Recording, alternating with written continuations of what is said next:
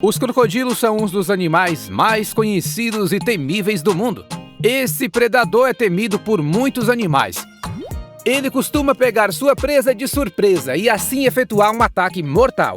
Mesmo sendo esse predador muito temido, ele pode ser derrotado por outros predadores, como o leão. O leão, que é o maior felino da savana africana, é forte e poderoso. Se um leão pegar um crocodilo de surpresa, ele com certeza o eliminará. O tigre.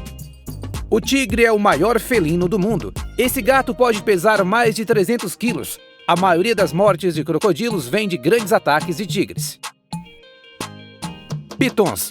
Somente uma cobra grande e poderosa para conseguir aniquilar um dos maiores predadores terrestres. A piton é uma cobra grande que envolve sua presa em seu corpo e assim aperta o animal até a morte.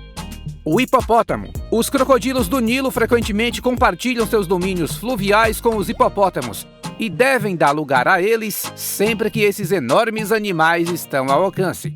Os hipopótamos são muito agressivos. São equipados com mandíbulas fortes e com um temperamento muito curto.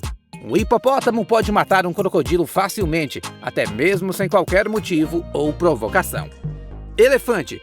Normalmente um crocodilo sozinho não consegue matar um elefante adulto, mas um filhote sim.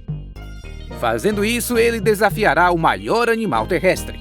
Um elefante também não hesitará em atacar crocodilos à primeira vista, seja para se defender ou para proteger os seus filhotes.